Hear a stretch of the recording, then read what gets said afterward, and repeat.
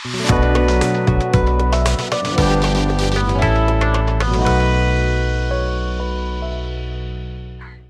Hello, எல்லாரும் எப்படி இருக்கீங்க? நல்லா இருக்கீங்களா? இயேசுவின் நாமத்தினால உங்கள் ஒவ்வொருவரையும் வாழ்த்துகிறேன், வரவேற்கிறேன். நம்ம என்ன பார்த்துட்டு இருக்கோம்? விசுவாசத்தை பூரணப்படுத்தும் கருவி, டூல் தட் பெர்ஃபெக்ட்ஸ் ஃபெய்த் அப்படின்ற விஷயத்த பார்த்துட்டு இருக்கோம் இல்லையா? இதுல எப்படி நீதிமான் ஆனாங்க அப்படின்ற தலைப்புல பார்த்துட்டு இருக்கோம். ஃபர்ஸ்ட் யார் நீதிமான் ஆனது? ஆபேல், அப்புறமேட்டு நோவா, அப்புறம் ஆபிரகாம். இப்ப கடைசியா யார் நீதிமான் ஆனாங்க அப்படின்னு சொல்லிட்டு பார்க்கலாம். எபிரேயர் 11:31. விசுவாசத்தினாலே ராகாப் என்னும் வேசி வேவுக்காரரை சமாதானத்தோடு ஏற்றுக்கொண்டு கீழ்ப்படியாதவர்களோட கூட சேதமாகாதிருந்தாள். அதாவது ராகாப்ன்ற அப்படி ஸ்திரியை பத்தி சொல்லியிருக்கு. அது ஒரு சம்பவத்தை சொல்லியிருக்கு. அந்த சம்பவத்துல எப்படி அவ நீதிமானானா அப்படின்னு சொல்லிட்டு சொல்லியிருக்கு ராகாப் அப்படின்றவங்க. அது யாக்கோபு 2:25 சொல்லியிருக்கு. அந்தபடி ராகாப் என்னும் வேசியும் தூதர்களை ஏற்றுக்கொண்டு வேறு வழியாய் அனுப்பிவிட்ட போது கிரைகளினாலே அல்லவோ நீதி உள்ளவள் ஆக்கப்பட்டாள். அதாவது ராகாப்ன்ற சரி அதே ஒரே சம்பவம் தான். அதுல விசுவாசத்தை யூஸ் பண்ணி நீதிமான் ஆனான்னு சொல்லிட்டு ஒரு இடத்துல இருக்கு, இன்னொரு இடத்துல கிரியை யூஸ் பண்ணி நீதிமான் ஆனா அப்படின்னு சொல்லிட்டு இருக்கு. இந்த சம்பவம் எங்க இருக்கு பார்க்கலாமா? யோசுவா 2:11. கேள்விப்பட்ட போது எங்கள் இருதயம் கரைந்து போயிற்று, உங்களாலே எல்லாருடைய தைரியமும் அற்று போயிற்று. உங்கள் தேவனாகிய கர்த்தரே உயர வானத்திலும் கீழே பூமியிலும் தேவனானவர். இந்த சம்பவம் எங்க இருக்குன்னு பாத்தீங்கன்னா யோசுவா 2ஆம் அதிகாரத்துல இருந்து 6ஆம் அதிகாரம் வரைக்கும் இருக்குங்க. அங்கதான் ராகாப் இந்த சம்பவத்தை இந்த ராகாப் நீதிமானான சம்பவம் சொல்லப்பட்டிருக்கு. யோசுவா 2ஆம் அதிகாரத்துல இருந்து 6ஆம் அதிகாரம். அதாவது தேவன் வந்து இஸ்ரவேலரை எகிப்துல இருந்து மீட்டு கொண்டு வருவாரு இல்லையா? கொண்டு வந்து கானான் உங்களுக்கு தேசத்தை தரப்பறன்னு சொல்லிட்டு கூட்டு வந்திருப்பாரு. இப்ப இவங்க கானான் தேசத்துல சேர்ந்துவாங்க. சேர்ந்துட்ட பிறகு ஒவ்வொரு ஊரா அவங்க என்ன பண்ணணும்? படையெடுத்து போய் ஜெயிச்சு அவங்களுக்கு சொந்தமாக்கிக்கணும் இஸ்ரவேலர். அது மாதிரி ஒரு ஊரை ஜெயிக்கிறதுக்காக இவங்க இது பண்ணும்போது யோசுவா என்ன பண்ணுவாரு? இஸ்ரவேலர்ல இருந்து 2 பேரை அனுப்புவாரு. எரிகோ அப்படின்ற ஊருக்கு அனுப்பி அந்த ஊரை வந்து ஸ்பை பண்ணிட்டு பாத்துட்டு வர சொல்லுவாரு, வேவு பார்த்துட்டு வர சொல்லுவாரு. அங்க என்னென்ன இருக்கு அப்படின்னு சொல்லிட்டு நீ போய் ஸ்பை பண்ணிட்டு வா அப்படின்னு சொல்லிட்டு வாங்கன்னு சொல்லிட்டு 2 பேரையும் அனுப்புவாரு. இந்த 2 பேரும் என்ன பண்ணுவாங்க? ஒரு ஸ்ரீயோட வீட்டுக்கு போவாங்க. அவங்க பேர் தான் ராகாப் அப்படின்ற ஸ்ரீ. இவங்களோட வீடு எங்க இருக்கும்னு பாத்தீங்கன்னா அந்த ஊர் ஜெரிகோன்ற ஊர் இருக்கு பாத்தீங்களா? எரிகோன்ற ஊர், அந்த ஊரோட காம்பவுண்ட் வால்ல அவங்களோட வீடு கட்டப்பட்டிருக்கும். இவங்க வந்து ஒரு ஸ்ரீ. இந்த ஸ்ரீயோட வீட்டுக்கு அவங்க 2 பேரும் வருவாங்க. வந்த உடனே பாத்தீங்கன்னா இந்த விஷயம் அந்த ஊர் ராஜாக்கு, எரிகோட ராஜாக்கு சொல்லிடுவாங்க. இது மாதிரி இஸ்ரவேல்ல இருந்து 2 பேர் வந்திருக்காங்க, நம்ம ஊரை எல்லாம் வேவு பார்க்கறதுக்கு வந்திருக்கிறாங்க 2 பேர் அப்படின்னு சொல்லிட்டு சொல்லுவாங்க. உடனே ராஜா அவங்க ஆளுங்களை அனுப்பி ராகாப் வீட்டுக்கு அனுப்பி வைப்பாரு. அனுப்பி வைப்பி என்ன கேட்பான்? அந்த ஆளு வந்து கேட்பாங்க, இது மாதிரி உங்க வீட்டுக்கு 2 பேர் வந்திருக்கிறாங்களாமே, நம்ம ஊரை எல்லாம் வேவு பார்க்கறதுக்கு, நாட்டை எல்லாம் வேவு பார்க்கறதுக்கு வந்திருக்காங்க, அதனால எங்க கிட்ட நீ அவங்க 2 பேரையும் ஒப்பு கொடு அப்படின்னு சொல்லிட்டு புடிச்சு கொடு அப்படின்னு சொல்லிட்டு அனுப்பிவிடு அப்படின்னு சொல்லிட்டு கேட்பாங்க. அதுக்கப்புறம் தான் இந்த வசனங்கள், அதுக்கப்புறம் வர இந்த வசனங்களை நீங்க நல்லா கவனமா கவனிங்க.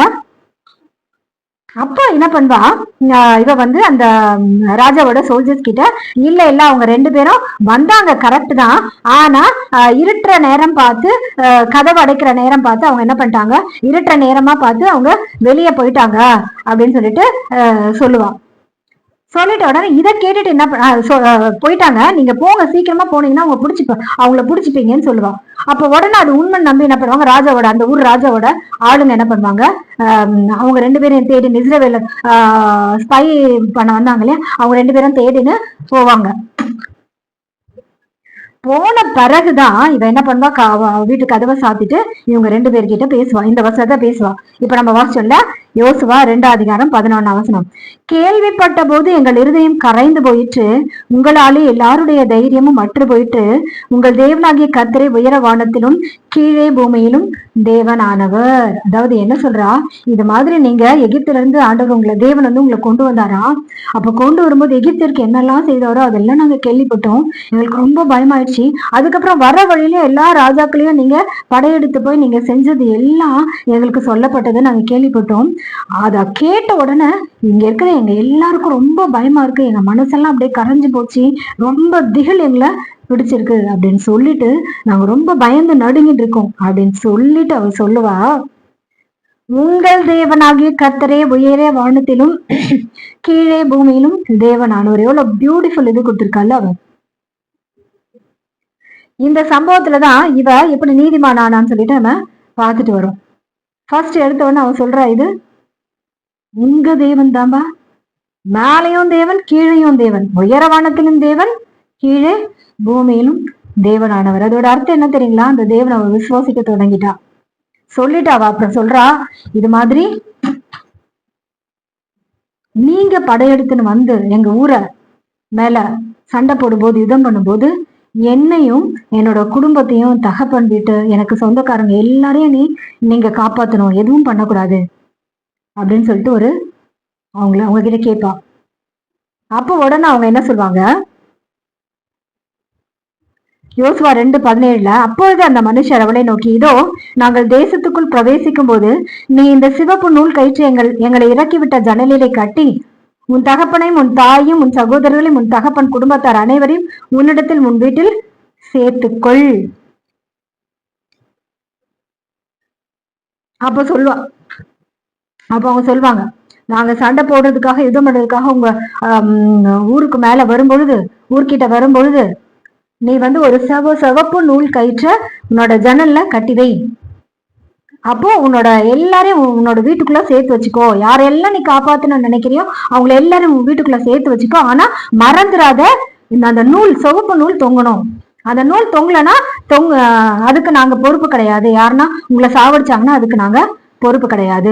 அந்த நூல் கண்டிப்பா இருக்கணும் அப்படின்னு சொல்லிட்டு அடையாளத்துக்காக அதை வை அப்படின்னு சொல்லிட்டு என்ன பண்ணுவாங்க, இவங்க சொல்லுவாங்க.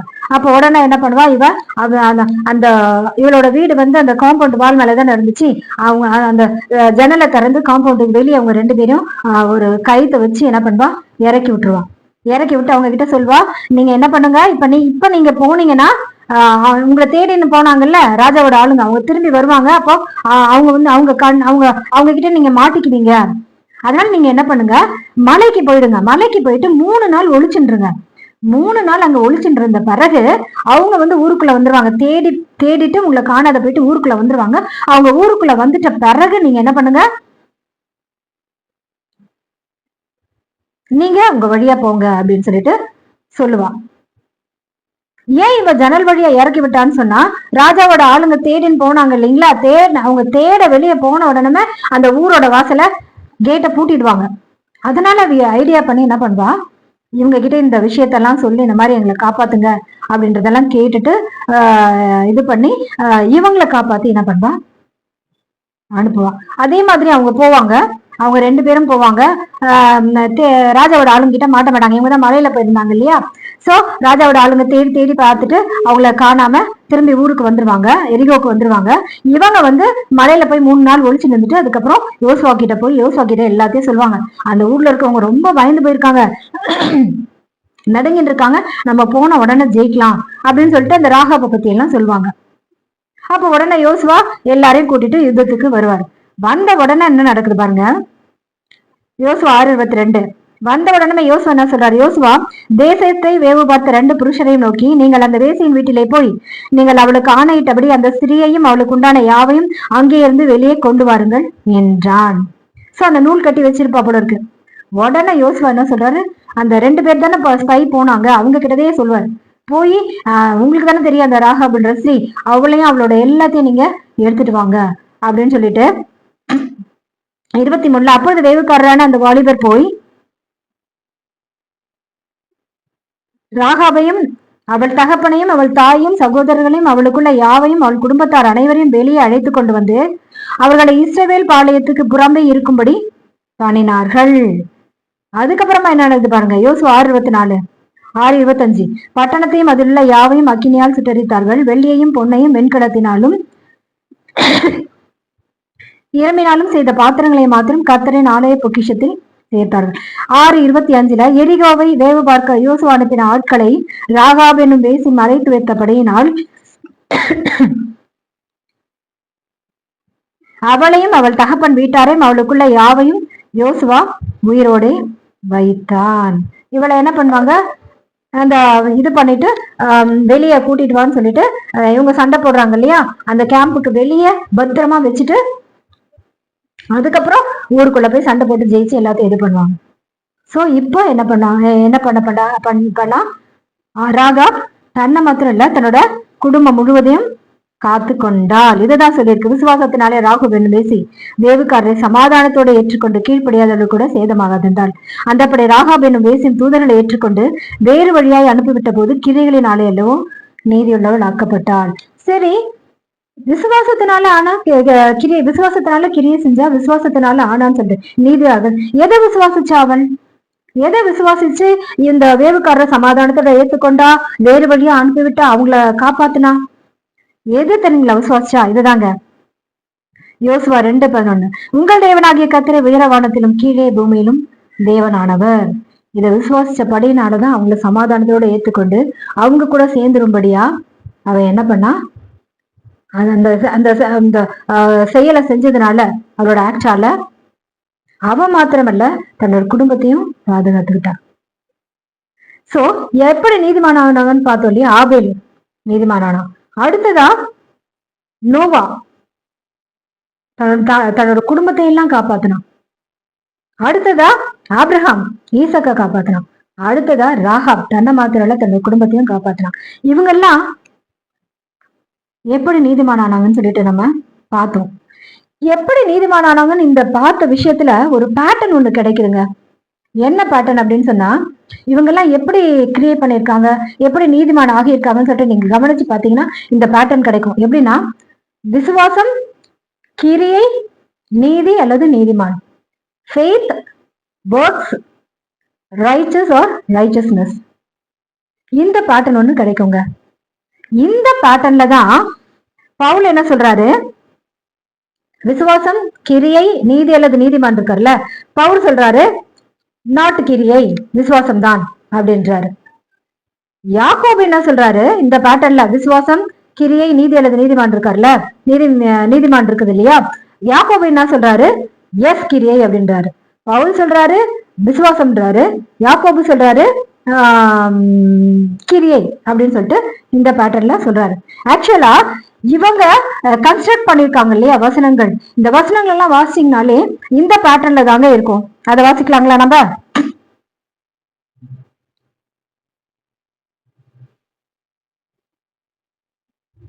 எபிரேயர் 11:4 அதுல பாருங்க, விசுவாசத்தினாலே ஆபேல் காயினுடைய பலியிலும் மேன்மையான பலியை தேவனுக்கு செலுத்தினான், அதனாலே அவன் நீதிமான் என்று சாட்சி பெற்றான். இதை யார் கன்ஸ்ட்ரக்ட் பண்ணிருக்கிறது? பவுல். அடுத்ததா அதே பவுல் தான் 11:7 விசுவாசத்தினாலே நோவா தற்காலத்திலே காணாதவர்களை குறித்து தேவ எச்சரிப்பு பெற்று பயபக்தி உள்ளவனாகி தன் குடும்பத்தை ரட்சிப்பதற்கு பேழையை உண்டு பண்ணினான், அதனாலே அவன் உலகம் ஆக்கினைக்குள்ளானது என்று தீர்த்து விசுவாசத்தினால் உண்டாகும் நீதிக்கு சுதந்திரவாளியானான். பார்த்தீங்களா பவுல் எப்படி கன்ஸ்ட்ரக்ட் பண்ணிருக்காரு? இதே பேட்டர்ன்ல தான் விசுவாசம், கிரியை, நீதி அல்லது நீதிமான். பவுலோட கன்ஸ்ட்ரக்ஷனும் இது மாதிரிதான் இருக்கு. யாக்கோபும் பாருங்க அப்படிதான் கன்ஸ்ட்ரக்ட் பண்ணிருக்காரு. யாக்கோபு 2:21 நம்முடைய பிதாவாகிய ஆபிரகாம் தன் குமாரன் ஈசாக்கை பலிபீடத்தின் மேல் செலுத்தின போது கிரியைகளினாலே அல்லவோ நீதிமானாக்கப்பட்டான். இந்த விசுவாசம், கிரியை, நீதி அல்லது நீதிமான் இருக்குதுல்ல, யாக்கோபு கன்ஸ்ட்ரக்ட் பண்ணதும் யாக்கோபோட வசனங்களும் வார்த்தைகளும் கூட இந்த கன்ஸ்ட்ரக்ஷன்ல தான் இருக்கு, இந்த பேட்டர்ன்ல தான் இருக்கு. விசுவாசம், கிரியை, நீதிமான். ஆக்சுவலா யாக்கோபு 2:21 கிரியை அப்படின்றதுதான் இருக்குது. ஆனா நீங்க பாத்தீங்கன்னா யாக்கோபு 2:23 அந்த விசுவாசத்தை அந்த பாட்டல்ல சேர்த்துவார். அப்படியே ஆபிரகாம், யாக்கோபு 2:23 அப்படியே ஆபிரகாம் தேவனை விசுவாசித்தான், அது அவனுக்கு நீதியாக எண்ணப்பட்டது என்கிற வேத வாக்கியம் நிறைவேறிற்று, அவன் தேவனுடைய சிநேகிதன் எண்ணப்பட்டான். அப்போ பவுல், யாக்கோபு ரெண்டு பேரோட வார்த்தைகள் வசனங்களை பாத்தீங்கன்னா இந்த மாதிரி கன்ஸ்ட்ரக்ஷன்ல தான் இருக்கும். அவங்களோட வார்த்தைகளும் வசனங்களும் கூட விசுவாசம், கிரியை, நீதி அல்லது நீதிமான், ஃபெய்த், ஒர்க்ஸ், ரைச்சஸ் அல்லது ரைச்சஸ்னஸ், இந்த கன்ஸ்ட்ரக்ஷன்ல தான் இவங்க கன்ஸ்ட்ரக்ட் பண்ணி இருக்காங்க. அடுத்ததை நம்ம பார்க்கலாம். இந்த எபிரேயர் 11 அதிகாரம் பாத்தீங்களா? எபிரேயர் 11 அதிகாரம்.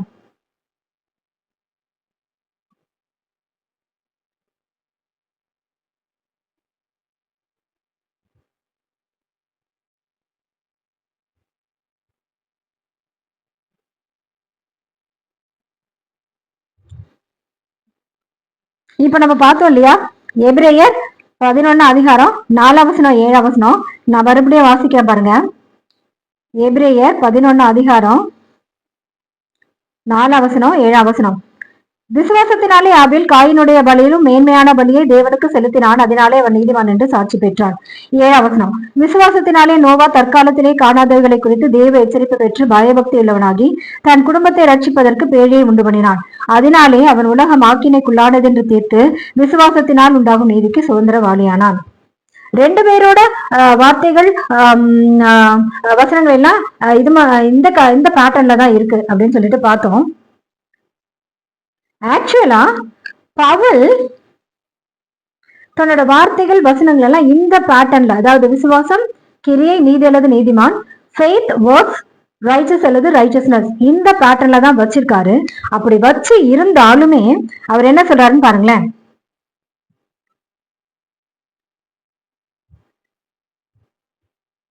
பவுல் இந்த பாட்டில தான் வச்சிருக்காரு அவரோட வார்த்தைகள் எல்லாம். எபிரேயர் 11 பாத்தீங்கன்னா 4:7 பாத்தீங்கன்னா, எபிரேயர் 11 ஃபுல்லா கூட நீங்க வாசிங்கன்னா இந்த பாட்டில தான் இருக்கும். விசுவாசம், கிரியை, நீதி அல்லது நீதிமான், இந்த கன்ஸ்ட்ரக்ஷன்ல தான் கன்ஸ்ட்ரக்ட் பண்ணி இருக்காரு. ஆனா கூட அவர் சொல்றத பாருங்களேன். கலாத்தியர் 2:15, விசுவாசத்தினாலே என்று நியாயப்பிரமாணத்தின் கிரியையினாலே மனுஷன் நீதிமானாக்கப்படுவதில்லை.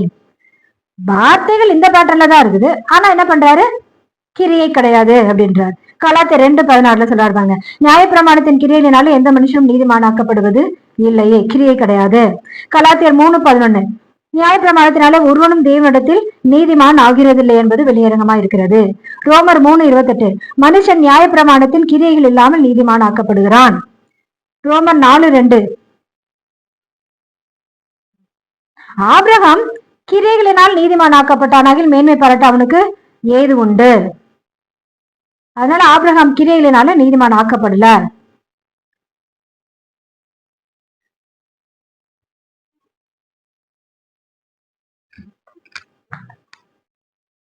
இப்படி சொல்றாரு அவரு. அவரோட வேர்ட்ஸ் எல்லாம், வார்த்தைகளை எல்லாம், லெட்டர்ஸ் எல்லாம் கன்ஸ்ட்ரக்ட் பண்ணிருக்கிற இது விசுவாசம், கிரியை, நீதிமான். நல்லா பாத்தீங்கன்னா எபிரேயர் 11:4-7,